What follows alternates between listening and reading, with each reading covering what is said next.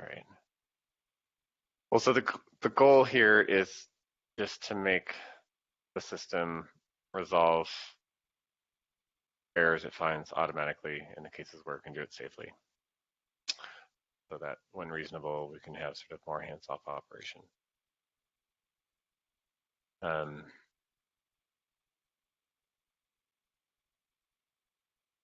I think there are the kinds of errors that we might encounter because of things that are out of our control, like the media has an error on it, some cosmic ray hitting our hard drive or something. And then there are the errors that are caused by bugs, which maybe we should be less inclined to automatically fix unless we know how to fix them and don't actually need any information from the system.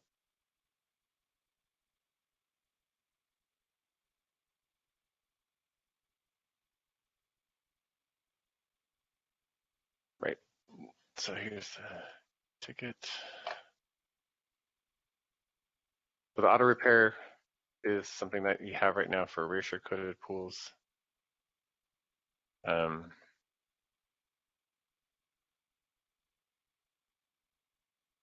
Apparently it's really old because it was done when we could do it for reassure coded pools, but we couldn't do it for replicated pools because of file store.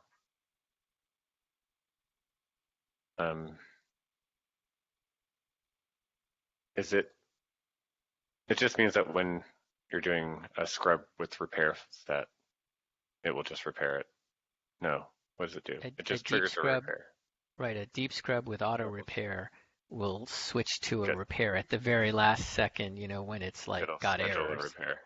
No, it kind of repair is a deep scrub followed by causing recovery to repair. So it doesn't have to deep scrub again. It's just sort of, it's as if it was a repair all along. I see. Okay. But it wasn't. Right. Yeah. Okay. So it makes every deep scrub basically a repair. That's all it does. If it says you meet all the criteria, including not having more than the number of errors that are allowed to be auto repaired. Okay. So it could stay a deep scrub if too many errors, not meeting the criteria that allows auto repair. Okay. Okay. We just need to make it do that for replicated pools. Right. So right now we're keeping it very simple. If we had wanted to, since it's in the OSD, I mean, it would have been neat to have a bit mask of the error flags kind of, and maybe you could have a restricted set of flags that says we're only going to auto repair if it's these things and not other things. But that would also impact the way it builds the list of inconsistent objects that are then going to be repaired. So you would actually not even, if we did something like that, it would be to say, we don't try to repair every object. We only repair, like you were saying, obvious media errors like an EIO or, subject to the flags that we keep, which we don't actually have an EIO flag. We just have we got a read error of some sort. We don't know whether it's media or blue store. Checksum or something. Yeah. The scrub JSON errors are not like that. They're just these bits that I showed you before. Okay.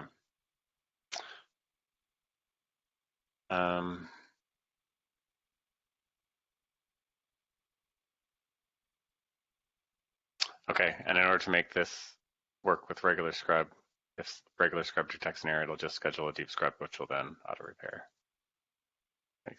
Makes sense. And then so this other thing was that if we're gonna make the system automatically fix things, then the initial state of inconsistence is a lower severity than if we found an inconsistency, automatically tried to repair and then fixed it, or tried to do a repair and then couldn't fix it. So it's an unrecoverable inconsistency or whatever. And you might want to raise a health alert only if you tried to fix it and couldn't. So the proposal is to add a new PG state flag for failed repair. Right. If that happens. And maybe a different health warning level. I think inconsistent is, I can't remember if it's warning or error. I guess it's warning now. And as long as we're trying to repair everything, then at the end when we're deciding if the inconsistence isn't going off after the repair, then we know we should set failed repair. If we're trying to not repair everything, then yeah, you'd have to figure out which ones you did and did not repair. That if you had tried to repair it, did you repair it? Yeah. But if we keep it simple for now. Yeah. Yep. If we do a read and we hit an EIO and try to recover on the spot and that fails. Try to set that flag. I have to look at all that logic to see if it's pretty simple to do or not. And then we want to count. We just maintain counts of repairs that we do, so we know if it happened a zillion times on a PG or on an OSD. Right. Mostly on the OSD. And the OSD, we don't have a place right now where we persist OSD level statistics. So we have to add a field to the super block or add another object. It's just like failure count or something that's in the meta collection. Keep track of those. That should be pretty straightforward. Yeah. Looks good. Right. Getting the repair count might be a little tricky because, again, that's part of recovery, and knowing that you did or didn't repair any specific thing. So if you just did the counting the way we output now, which we say you have 10 errors and we assume we fixed them when we start recovery. So if we tallied that way, and then if you had failed repairs, theoretically your repair count would go up like every week. Well, I guess every day on a scrub becoming a deep scrub. Yeah. Every day you would scrub and you would try to repair, and then you would bump it by all those ones that were never really getting repaired. Yeah. At the point where we have the count, but maybe we can get something into the recovery. When you do an when the PG flag set is set with inconsistent set, doesn't it have a count for how many objects are or how many inconsistencies there are? Yes. So it could be that when we clear that flag, we reset that inconsistency, we just use that number as the number that we cleared. Right. Actually, I don't think we reset it. We just, if after recovery finishes, after repair, we do another scrub to actually get the count of what recovery actually did. So there we would be going from, we had 10 errors and now we're going down to 2 errors. So maybe we could subtract. If we added 10 originally, it's... Yeah, it won't be totally precise, but I think it doesn't matter too much. Okay. Good. And that's all there was. That's all there was on the list. Anybody else have anything to discuss?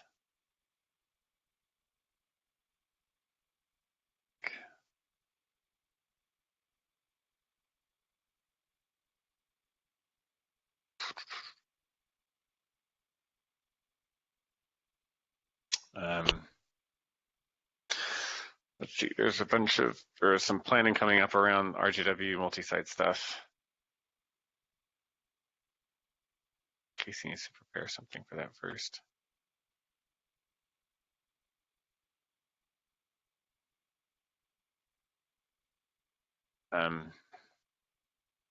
Well, okay, so the next other thing that I was going to work on, besides all this stuff, is the gradually weighting in new OSDs. The current idea for how this would work would be if we set the default balancer mode to be the crush compat mode, which means that there's a compat weight set with sort of adjusted crush weights that are independent from the sort of canonical crush weights you set based on the size. So when you add a new OSD, it would get set, its real crush rate would be set as the size of the device, but the weight set value for that OSD would initialize to 0. But wouldn't actually that'd be the one it used, so it wouldn't actually get any data. And then the balancer would come back and slowly adjust that up and throttle the recovery. Or similarly, if you like move, I guess if you remove or, it's just really just for adding devices. So in theory, all the pieces for that are there, but in reality, none of it's tested. And I'm not actually sure if the setting for making the weight set value initialize to 0 instead of real crush weight, I think that doesn't work quite right. So I want to build some tests around that and then just make sure it all works. But I think that would be, if that does work, and we're okay with using crush compat as a default balancer mode, then we can make this default behavior so that you deploy a new cluster and you add OSDs, they start out with effectively 0 weights and slowly get ramped up. I think that's basically the behavior that people are going to want in general, unless they I don't know, maybe we need to provide a command to make the weights jump all the way to where they want to be so they can make everything go really fast if they don't actually have any workload or something. Sure. What do you guys think?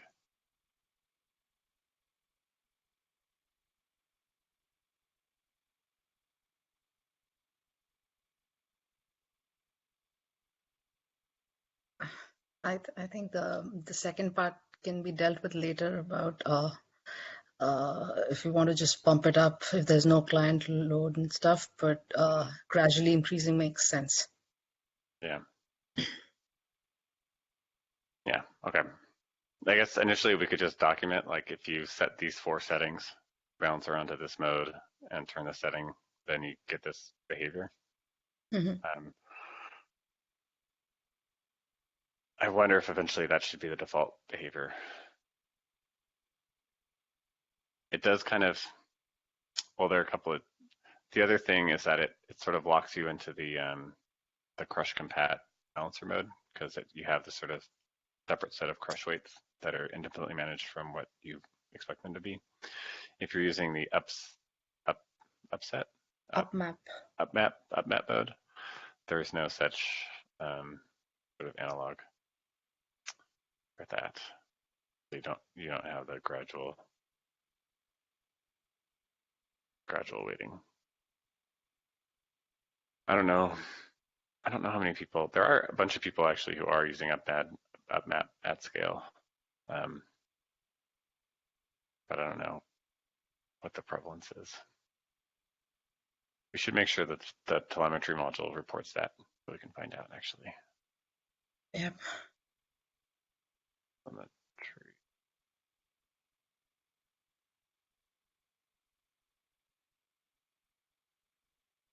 Good thing to find out.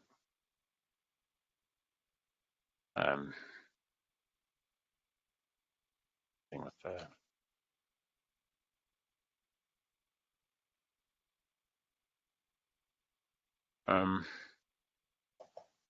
yeah, okay. I think that's mostly it. Anything else anybody wants to talk about?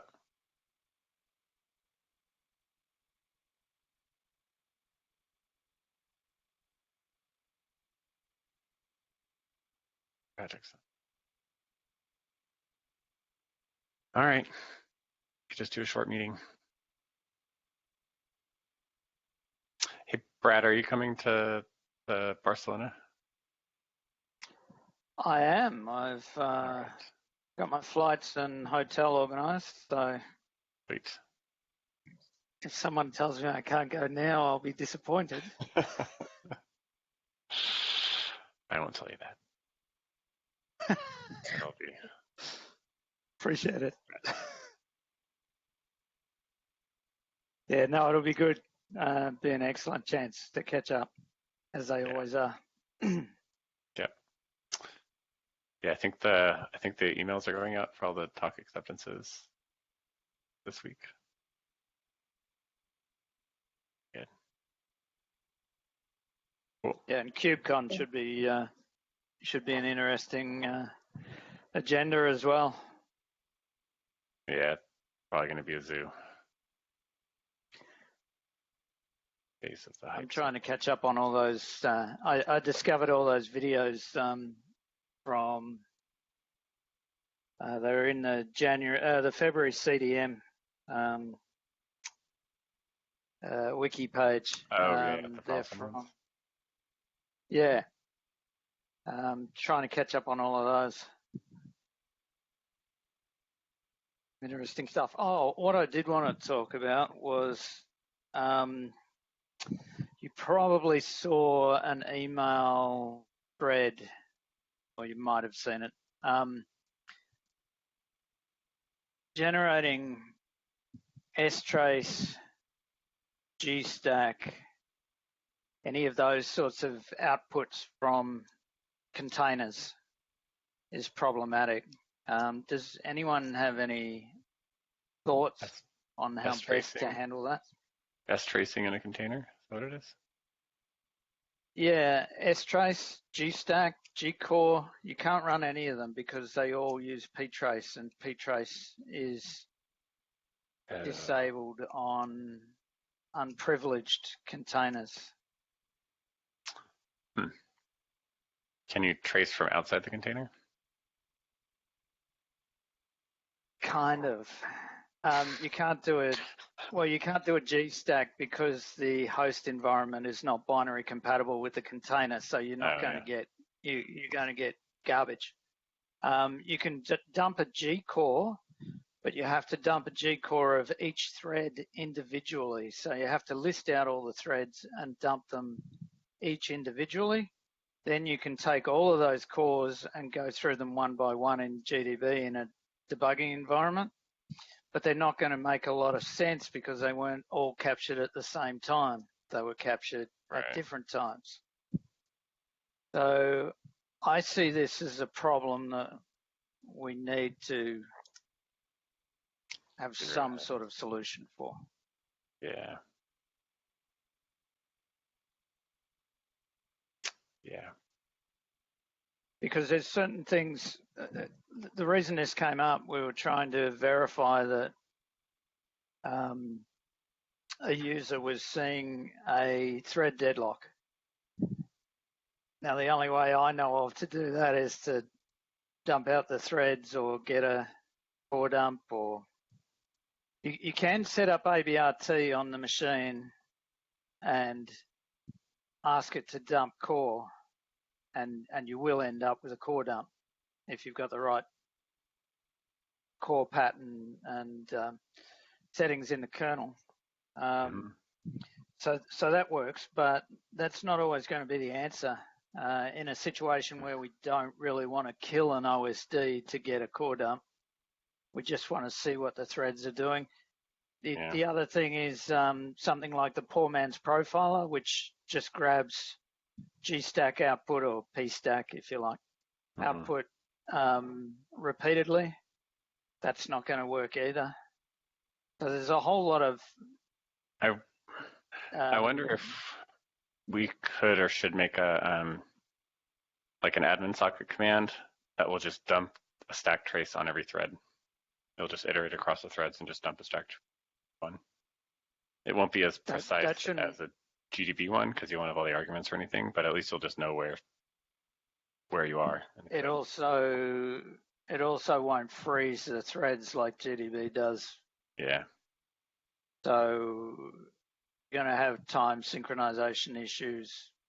You know, you might have a thread that looks like it's waiting for another thread, but the other thread has moved on, and in the intervening microseconds, Yeah. And therefore they don't make sense when you look at them. Well, I think it's going to be racing no matter what, unless you actually suspend all the threads and dump all the stacks, unsuspend them. Yeah. But I guess you might as well. Might have to do that In the actually. time it takes you to do that, you might kill it. You can check with Adam because he did something similar when he wrote the C version of the profiler. I was doing something similar, just dumping a stack trace on every thread. Which Adam? One in Europe? Yeah. Yeah. Okay. Adam Kupchak. Yeah, that's right. Well, it might not be right, but I know who you mean. Yeah. If you have the luxury, there you could stop the container and then run it in privileged mode, but I'm not sure we'll always have the luxury to do that either. And there might be certain environments where they just refuse to do that due to security concerns. Right. So well, it'd be nice. It'd be nice to have an option to if you need to layer in GDB and the debug packages inside the container with a running. I don't know if it's possible to do this on a running process. So you add that stuff in, and so you can actually GDB attach. Meaningful. It'd be nice to have that workflow worked out. I don't think you'll be able to, because anything to do with ptrace gets denied. So you can't GDB side. The container I was looking at shipped with the GDB server, and I tried to connecting to that, and I got a access denied. So or maybe anything that tries to run ptrace just gets denied. Ask a container person if there's a way to do it. Maybe create a container next to it that shares the same namespace that has all the stuff that is privileged or something. This discussion reminds me though, I have a related open question. So in Mimic we added the crash module. And here let me just paste something and see what it looks like.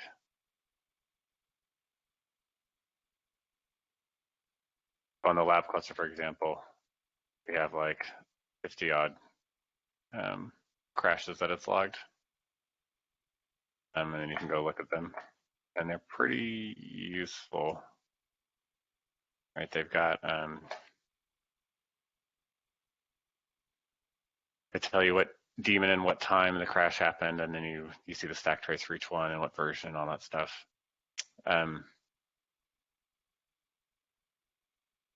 But the whole point of this was that there'd be a persistent record of when a crash happens and the daemon gets restarted and everything goes back to normal. You want to know, but we don't have anything that raises any health alerts based on this. And I think I'm not really sure what behavior would make sense. You could set a threshold that if you have more than some number of crashes in the last some number of days, then it would have a health alert. But the problem with that is it's not actionable because you can't then make that go away. You could make it so that it warns if there are any crashes in the last n days that haven't been acknowledged, and then you have a new command that says acknowledge this, and then the health warning goes away. Could do that. It would have to be a lot more precise than that, though, monitoring for crashes within a daemon or a host, or not a daemon, but an entity or a host. It can't just be across your whole cluster, because that's, unless you expect every admin to set their own thresholds correctly. Exactly. Yeah. When I heard about this, the only way it's good to have that data, but it really seemed to me like a thing that either gets gathered up when someone is looking into issues with the cluster, or that gets automatically phoned home, not something that admins are going to pay any attention and alert to in any other circumstance. Because I mean, like, what happens if a daemon's in a crash loop, right? And it's crashing every 2 minutes. Well, Like, first of you all, want to know that. probably that'll generally trigger health warnings because stuff will be consistently out of whack. Yeah. Like if the MDS is crashing all the time, it's just like there's going to be an MDS that isn't healthy. Well, so the reason I noticed this was because Yeah. I was just staring at a watch on the cluster, and I saw an OSD down, and then it disappeared. And I was like, oh, I wonder what that was. There wasn't actually a crash. I just saw these other crashes. I finally went onto that machine, and it's like the out of memory killer, because these mirror machines have like no memory on them. But I mean, but in that case, again, it's like you want to track what happens, not in the out of memory, but like you want to track, okay, like OSD 47 is crashed 10 times in the last day, or whatever. And I mean, someone could build that. Yeah. Just, I don't know. What are we talking about building? Just a more precise method of alerting on crash dump reports. Okay, one that sort of rate limits itself and keeps a database of seeing crashes and that sort of thing? Something. I don't know. Yeah, that's why I brought it up. I can't figure out what the alert would be. It can't just be the number of crashes it's seen. It could be repeat crashes on the same daemon. Like because what you it might be like, okay, like there's clearly permanent state wrong with this daemon, but in most of those cases you're gonna like end up in a different alert system. Like, okay, now the daemon's dead because system B stopped restarting it, or there's a missing logical MDS that isn't ever turning on. I mean, not always. Like, say every time you scrub a PG, it crashes, for example. Then once a day, an OSD is going to go down and come back up. And then you're not going to notice, right? Unless you happen to be looking right then and you see the like OSD go down and up. Because we don't even warn, I think, on OSD down until, I know I guess we do. But I mean, if it happens quickly, then you don't notice. And you're right, like that's a great thing to notice, but that's a very, very precise trigger condition, right? Because unless you think the crashes are so rare, which they might be, that you can just always alert on a crash and make an admin acknowledge it. But I don't think that's going to work. It might. It seems like that should be our longer term goal, right? Like it should be that any crash is a problem. Unless, this is the other point, right now when we had a media error, we crash. Yeah. But they're indistinguishable from like a software bug versus I killed myself deliberately. Or like, you overloaded my hard drive and now I'm crashing because I hit a heartbeat timeout or whatever. Yeah, like there's a bunch of those.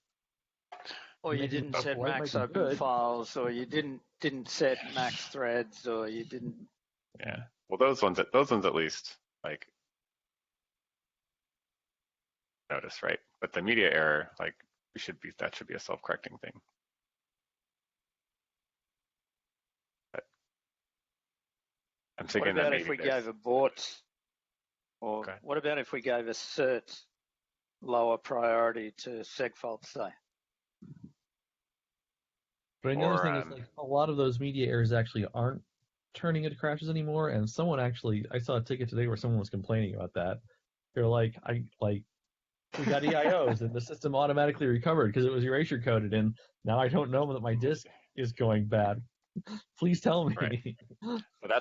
So that's the last item on David's list. We'll add that, right? There'll be a per OSD counter of errors that have been recovered. Oh, right, yeah. So we'll get that. We'll get that soon. But I wonder if a simple step we could take would just be that anywhere in BlueStore or anywhere else, I guess, where we hit an error that is like understood to be an EIO, that we just call a specific function that then crashes. So there's like a signature, like the top item in the stack trace is, handle media error or something, or handle EIO. So that later when we see a crash dump and we're like, I wonder if that was because of this or that, it'll be obvious. And we could even like programmatically identify that. Or even don't even don't even crash, just shut down. There you go. That's thinking outside the box. Yes, that would be so much better. Yeah. Yeah. You should exit with like a exit. I mean, it should even be exit 1. I guess it should be exit 1. But we can give it an exit code that makes it an error condition, but systemd doesn't try to restart it. Probably. That's right. Yeah, that's what I was just thinking. Because otherwise, if we shut down, systemd is just going to say, well, you need to be restarted. Yeah.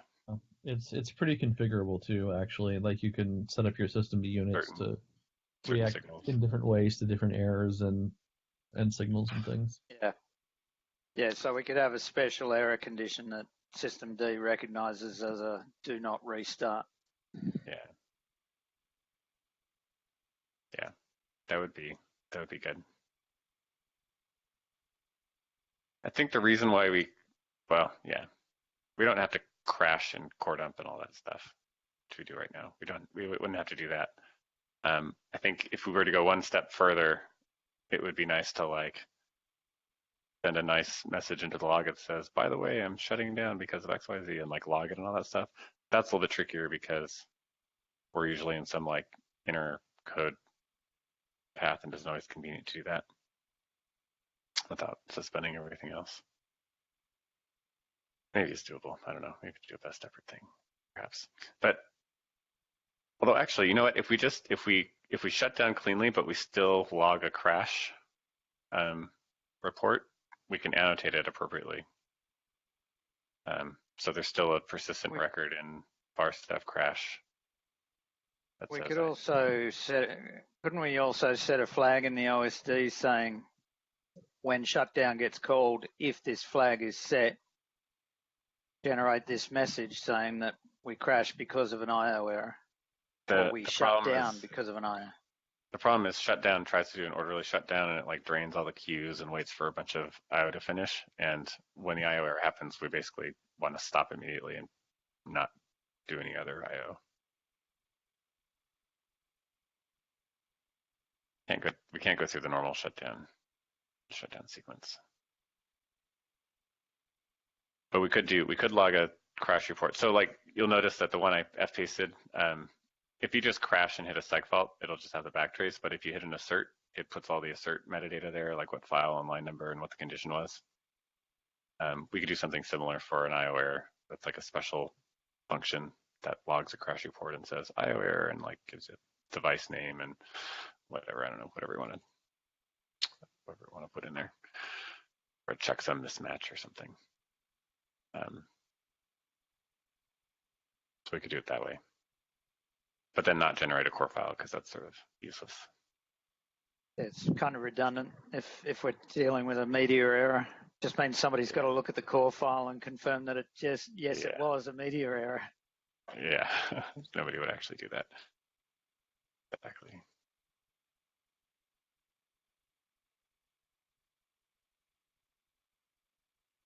List.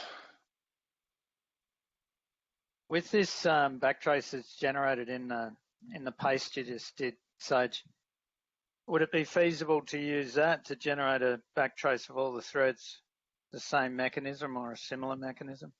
I think it would have to be a similar method. It'd have to be a similar mechanism, but a little bit different because this one is in the current thread. You call all these like libc functions that give you the stack information, and you can't go do that in all the other threads that are in the middle of some process. So this is what the thing that Adam worked on did. It hijacked the threads and like made them execute this code and then go back to what they were doing. Doing some trickery. I don't know what he did, but so you'd want to do something like that, basically. I'll see if I can talk to Adam. Yeah, I think it's on GitHub. It was called, is it PMP, libpmp or something? Poor man's profiler. Is that what it was? Yeah. Bit of a legend, the poor man's profiler. Good. Anyway.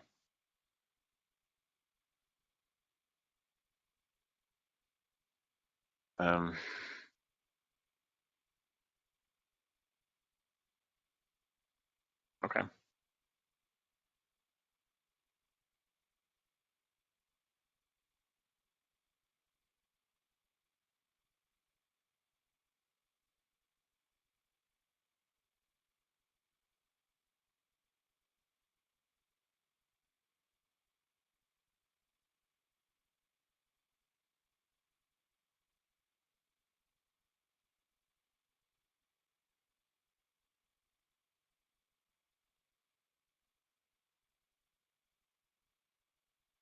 All right.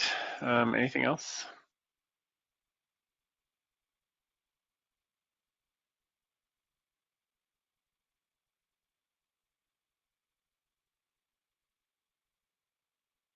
All right. Have a good night then. All right, thanks. Thanks, everyone. Thanks. See you guys. Cool.